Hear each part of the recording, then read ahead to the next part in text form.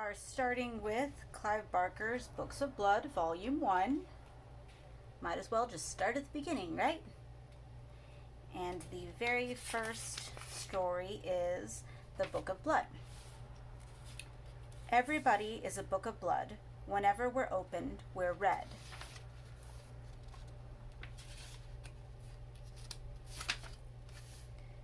The Book of Blood. The dead have highways. They run unerring lines of ghost trains, of dream carriages across the wasteland behind our lives, bearing an endless traffic of departed souls. Their thrum and throb can be heard in the broken places of the world, through cracks made by acts of cruelty, violence, and depravity. Their freight, the wandering dead, can be glimpsed when the heart is close to bursting, and sights that should be hidden come plainly into view. They have signposts, these highways, and bridges, and lay-bys. They have turnpikes and intersections. It is at these intersections where the crowds of dead mingle and cross that it is forbidden highway is most likely to spill through onto our world. The traffic is heavy at the crossroads, and the voices of the dead are at their most shrill. Here, the barriers that separate one reality from the next are worn thin with the passage of innumerable feet. Such an intersection on the Highway of the Dead was located at number 65 Tollington Place. Just a brick-fronted mock Georgian detached house, number 65 was unremarkable in every other way.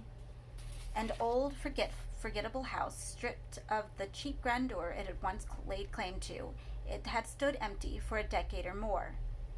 It was not rising damp that drove tenants from number 65. It was not the rot in the cellars or the subsidence that had opened a crack in the front of the house that ran from doorstep to eaves.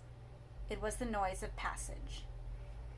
In the upper story, the din of that traffic never ceased. It cracked the plaster on the walls and it warped the beams. It rattled the windows. It rattled the mind, too. Number 65 Tollington Place was a haunted house, and no one could possess it for long without insanity settling in. At some time in its history, a horror had been committed in that house.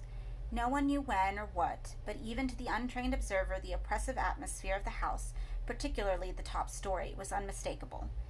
There was a memory and a promise of blood in the air of number 65, a scent that lingered in the sinuses and turned the strongest stomach. The building and its environs were shunned by vermin, by birds, even by flies. No woodlice crawled in its kitchen, no starling had nestled in its attic. Whatever violence had been done there, it had opened the house up as surely as a knife slit a fish's belly, and through that cut, that wound in the world, the dead peered out and had their say. That was the rumor, anyway.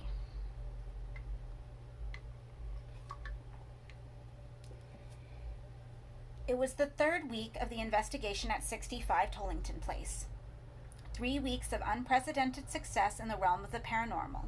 Using a newcomer to the business, a 20-year-old named Simon McNeil, as a medium, the Essex University Parapsychology Unit had recorded all but incontrovertible evidence of life after death.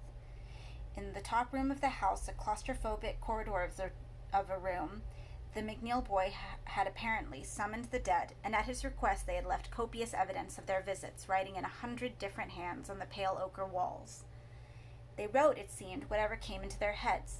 Their names, of course, and their birth and death dates. Fragments of memories and well-wishes to their living descendants, strange elliptical phrases that hinted at their present torments and mourned their lost joys. Some of the hands were square and ugly, some delicate and feminine. There were obscene drawings and half-finished jokes alongside lines of romantic poetry. A badly drawn rose, a game of noughts and crosses, a shopping list. The famous had come to this wailing wall. Mussolini was there, Lenin and Janis Joplin, and nobodies, too. Forgotten people had signed themselves beside the greats. It was a roll call of the dead, and it was growing day by day as though word of mouth was spreading amongst the lost tribes and seducing them out of silence to sign this barren room with their sacred presence. After a lifetime's work in the field of psychic research, Dr. Florescu was well accustomed to the hard facts of failure. It had been almost comfortable settling back into a certainty that the evidence would never manifest itself. Now, faced with a sudden and spectacular success, she felt both elated and confused. She sat as she had sat for 3 incredible weeks in the main room on the middle floor, one flight of stairs down from the writing room, and listened to the clamor of noises from upstairs with a sort of awe, scarcely daring to believe that she was allowed to be present at this miracle. There had been nibbles before, tantalizing hints of voices from another world, but this was the first time that Providence had insisted upon being heard. Upstairs, the noises stopped. Mary looked at her watch. It was 6:17 p.m. For some reason best known to the visitors, the contact never lasted much after 6. She'd wait till 1:30, then go up. What would it have been today? Who would have come up to that sordid little room and left their mark? "Shall I set up cameras?" Reg Fuller, her assistant, asked. "Please," she murmured, distracted by expectation. "Wonder what we'll get today." "We'll leave him 10 minutes. "Sure." Upstairs, McNeil slumped in the corner of the room and watched the October sun through the tiny window. He felt a little shut in, all alone in that damn place, but he still smiled to himself, that wan, beatific smile that melted even the most academic heart. Especially Dr. Florescu's. Oh, yes, the woman was infatuated with his smile, his eyes, the lost look he put on for her. It was a fine game. Indeed, at first that all it had been, a game. Now Simon knew they were playing for bigger stakes. What had begun as a sort of lie detection test had turned into a very serious contest. McNeil versus the truth. The truth was simple. He was a cheat. He penned all his ghost writings on the wall with tiny shards of lead he secreted under his tongue. He banged and thrashed and shouted without any provocation other than the sheer mischief of it. And the unknown names he wrote? Ha! He laughed to think of it. The names he found in the telephone directories. Yes, it was indeed a fine game. She promised him so much. She tempted him with fame, encouraging every lie that he invented. Promises of wealth, of applauded appearances on the television, of an adulation he'd never known before, as long as he produced the ghosts. He smiled the smile again. She called him her go-between, an innocent carrier of messages. She'd be up the stairs soon, her eyes on his body, his voice close to tears with her pathetic excitement at another series of scrawled names and nonsense. He liked it when she looked at his nakedness, or all but nakedness. All of his sessions were carried out with him only dressed in a pair of briefs to preclude any hidden aids. A ridiculous precaution. All he needed were the leads under his tongue and enough energy to fling himself around for half an hour, bellowing his head off. He was sweating. The groove in his breastbone was slick with it, his hair plastered to his pale forehead. Today had been hard work. He was looking forward to getting out of the room, sluicing himself down, and basking in admiration a while. The go-between put his hand down his briefs and played with himself idly.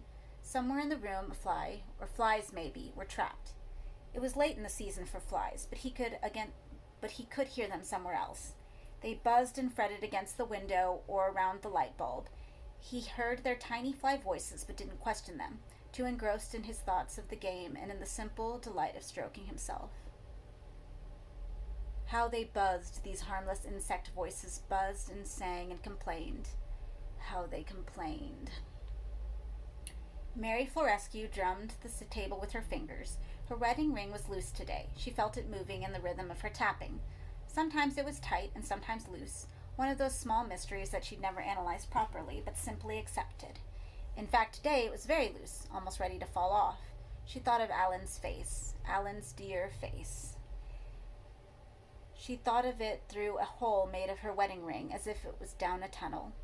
What was that what his death had been like? Being carried away and yet further down a tunnel to the dark? She thrust the ring deeper on her hand.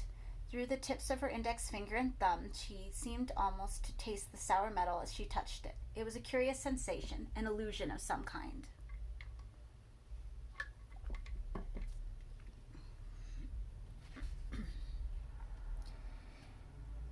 To wash the bitterness away, she thought of the boy. His face came easily, so very easily, splashing into her consciousness with his smile and his unremarkable physique still unmanly. Like a girl, really, the roundness of him, the sweet clarity of his skin, the innocence. Her fingers were still on the ring, and the sourness she had tasted grew. She looked up. Fuller was organizing the equipment. Around his balding head, a nimbus of pale green light shimmered and wove. She suddenly felt giddy. Fuller saw nothing and heard nothing. His head was bowed to his business, engrossed. Mary stared at him still, seeing the halo on him, feeling new sensation waking in her, coursing through her. The air seemed suddenly alive. The very molecules of oxygen, hydrogen, and nitrogen jostled against her in an intimate embrace. The nimbus around Fuller's head was spreading, finding a fellow radiance in every object in the room.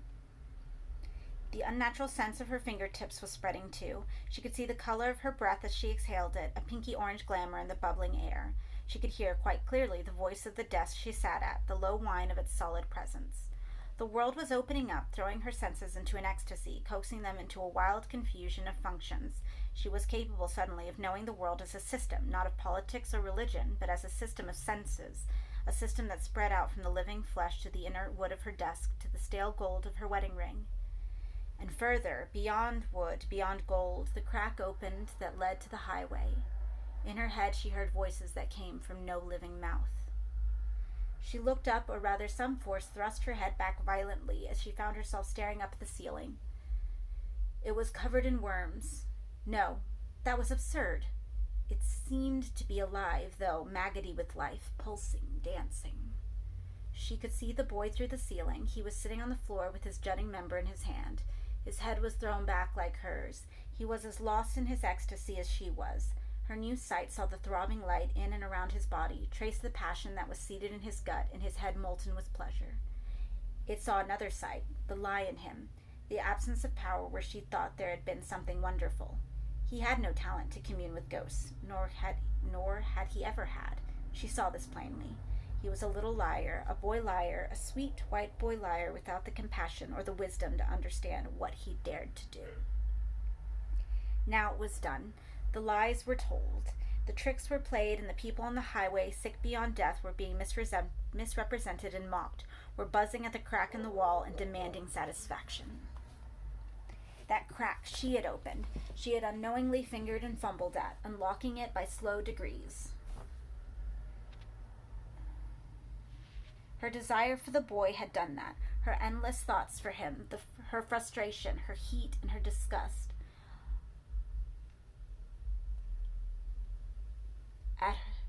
Her endless thoughts for him, her frustration, her heat, and her disgust at her heat had pulled the crack wider. Of all the powers that made the system manifest, love and its companion, passion, and their companion, loss, were the most potent.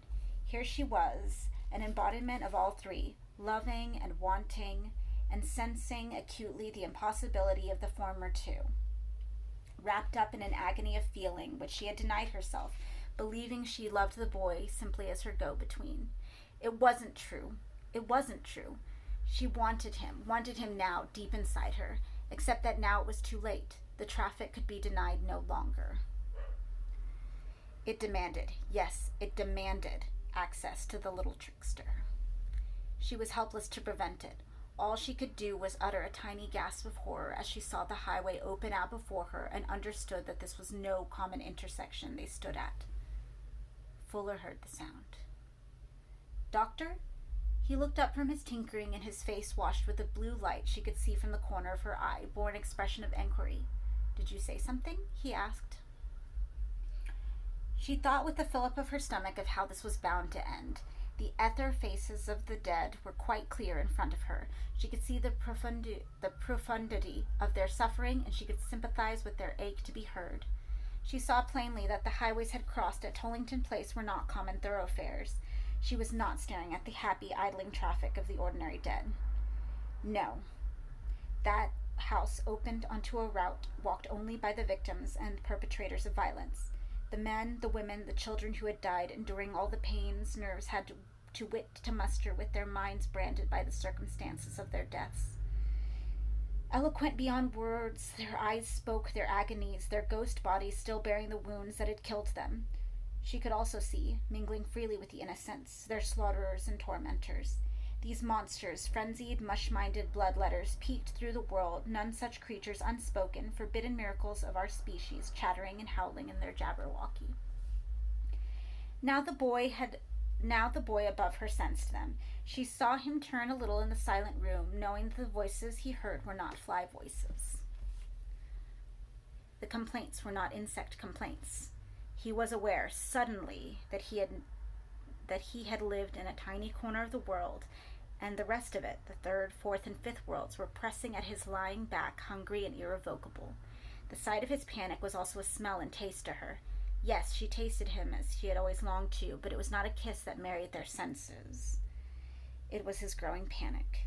It filled her up. Her empathy was total. The fearful glance was hers as much as his. Their dry throats rasped the same small word.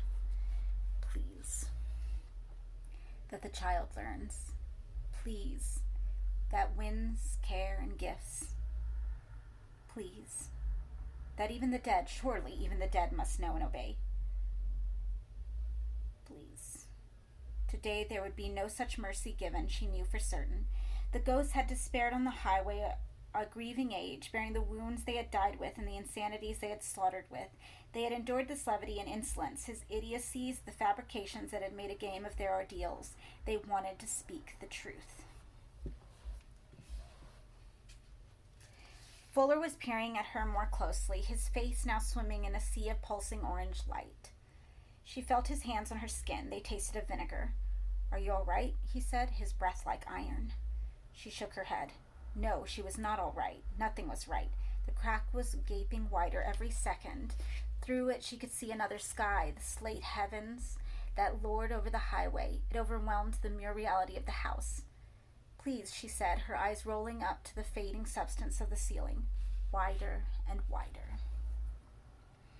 The brittle point she inhabited was stretched to the breaking point.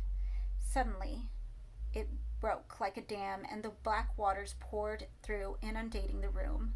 Fuller knew something was amiss. It was in the color of his aura, the sudden fear, but he didn't understand what was happening. She felt his spine ripple. She could see his brain whirled. "What's going on?" he said. The pathos of the inquiry made her want to laugh. Upstairs, the water jug in the writing room shattered. Fuller let her go and ran towards the door. It began to rattle and shake even as he approached it, as though all the inhabitants of hell were beating on the other side. The handle turned and turned and turned. The paint blistered. The key glowed red hot. Fuller looked back at the doctor, who was still fixed in that grotesque position, head back, eyes wide. He reached for the handle, but the door opened before he could touch it. The hallway beyond had disappeared altogether. Where the familiar interior had stood, the vista of the highway stretched to the horizon. The sight killed Fuller in a moment. His mind had no strength to take the panorama in. It could not control the overload that ran through his every nerve. His heart stopped. A revolution overturned the order of his system. His bladder failed, his bowels failed, his limbs shook and collapsed. As he sank to the floor, his face began to blister like the door, and his corpse rattle like the handle. He was inert stuff already, as fit for this indignity as wood or steel. Somewhere in the east, his soul joined the wounded highway on its route to the intersection where a moment previously he had died. Mary Florescu knew she was alone. Above her, the marvelous boy, her beautiful, cheating child, was writhing and screeching as the dead set their vengeful hands on his fresh skin. She knew their intention. She could see it in their eyes. There was nothing new about it. Every history had this particular torment in its tradition. He was to be used to record their testaments. He was to be their page, their book, the vessel for their autobiographies. A book of blood. A book made of blood. A book written in blood. She thought of the grimoires that had been made of dead human skin. She'd seen them, touched them. She thought of the tattoos she'd seen. Freak show exhibits, some of them. Others just shirtless laborers in the street with a message to their mothers pricked across their backs. It was not unknown to write a book of blood. But on such skin, on such gleaming skin, oh God, that was the crime. He screamed as the torturing needles of broken jug glass skipped against his flesh, plowing it up. She felt his agonies as if they had been hers, and they were not so terrible. Yet he screamed and fought and poured obscenities out to his attackers. They took no notice. They swarmed around him, deaf to any plea or prayer, and worked on him with all the enthusiasm of creatures forced into silence for too long. Mary listened as his voice wearied with its complaints, and she fought against the weight of fear in her limbs. Somehow, she felt, she must get up to the room. It didn't matter what was beyond the door or on the stairs. He needed her, and that was enough.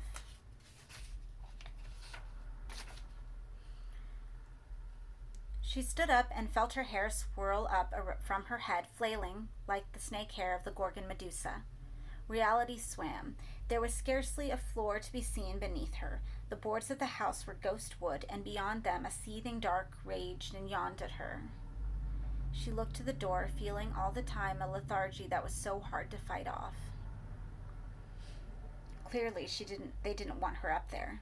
Maybe, she thought, they even fear me a little. The idea gave her resolution. Why else were they bothering to intimidate her unless her very presence, having once opened this hole in the world, was now a threat to them? The blistered door was open. Beyond it, the reality of the house had succumbed completely to the howling chaos of the highway. She stepped through, concentrating on the way her feet still touched solid floor even though her eyes could no longer see it. The sky above her was Prussian blue. The highway was wide and windy. The dead pressed on every side. She fought through them as though through a crowd of living people, while their gaping, idiot faces looked at her and hated her invasion. The please was gone. Now she said nothing, just gritted her teeth and narrowed her eyes against the highway, kicking her feet forward to find the reality of the stairs she knew were there. She tripped as she touched them, and a howl went up from the crowd. She couldn't tell if they were laughing at her clumsiness or sounding a warning at how far she got. First step, second step, third step.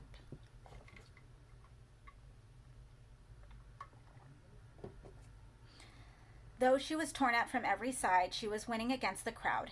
Ahead she could see through the door of the room to where her little liar was sprawled, surrounded by his attackers. His briefs were around his ankles. The scene looked like a kind of rape. He screamed no longer, but his eyes were wild with terror and pain. At least he was still alive. The natural resilience of his young mind had half accepted the spectacle that had opened in front of him. Suddenly his head jerked around, and he looked straight through the door at her. In this extremity he had dredged up a true talent, a skill that was a fraction of Mary's, but enough to make contact with her. Their eyes met. In a sea of blue darkness surrounded on every side with a civilization they neither knew nor understood, their living hearts met and married. "I'm sorry," he said silently. It was infinitely pitiful. I'm sorry. He looked away, his gaze wretched from hers. She was certain she must be almost at the top of the stairs, her feet still treading air as far as her eyes could tell, the faces of the travelers above, below, and on every side of her. But she could see very faintly the outline of the door and the boards and the beams of the room where Simon lay. He was one mass of blood now from head to foot. She could see the marks, the hieroglyphics of agony on every inch of his torso, his face, his limbs. One moment he seemed to flash into a kind of focus, and she could see him in the empty room with the sun through the window and the shattered jug at his side. Then her concentration would falter, and instead she'd see the invisible world made visible, and he'd be hanging in the air while they wrote on him from every side, plucking out the hair on his head and body to clear the page, writing on his armpits, writing on his eyelids, writing on his genitals, in the crease of his buttocks, on the soles of his feet. Only the wounds were in common between the two sights. Whether she saw him beset with authors or alone in the room, he was bleeding and bleeding. She had reached the door now, her trembling hands stretched to touch the solid reality of the handle, but even with all the concentration she could muster, it would not come clear. There was barely a ghost image for her to focus on, though it was sufficient. She grasped the handle, turned it, and flung the door of the writing room open.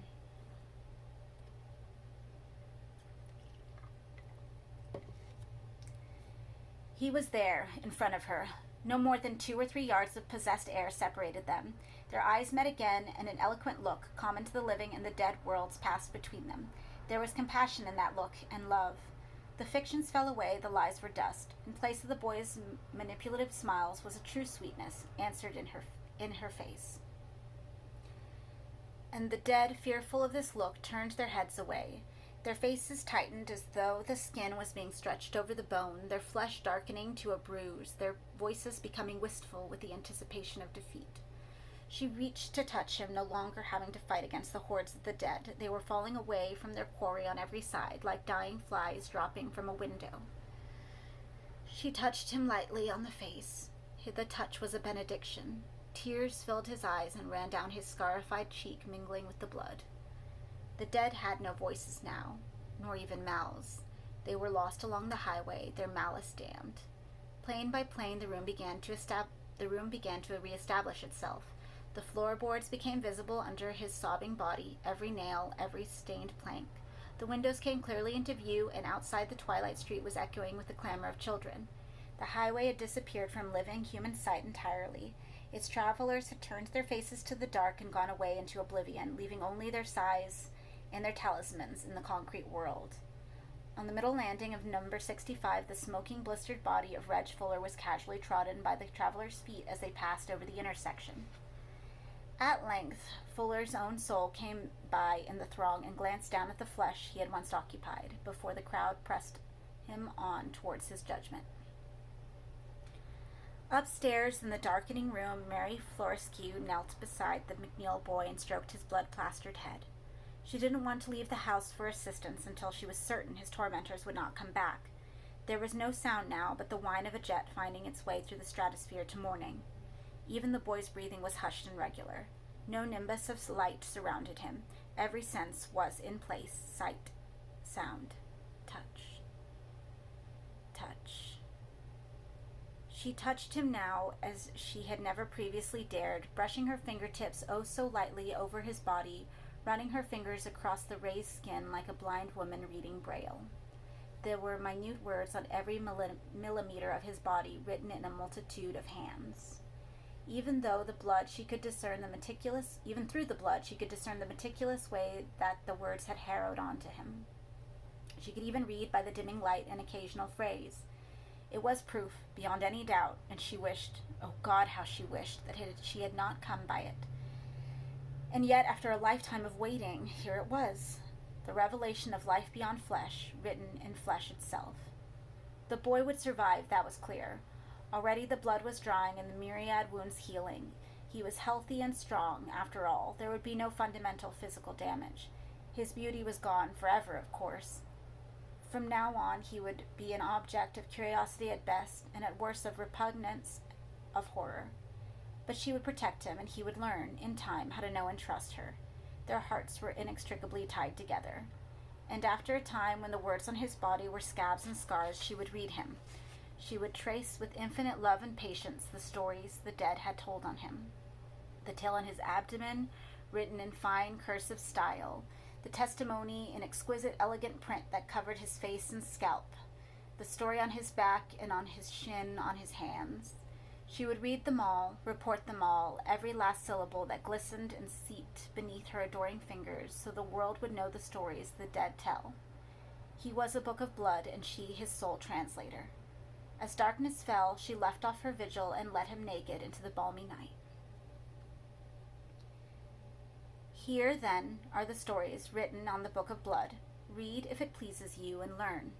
They are a map of that dark highway that leads out of life towards unknown destination. Few will have to take it. Most will go peacefully along lamp-lit streets ushered out of living with prayers and caresses. But for a few, a chosen few, the horrors will come, skipping to fetch them off in the highway of the damned. So read and learn. It's best to be prepared for the worst after all, and wise to learn to walk before breath runs out.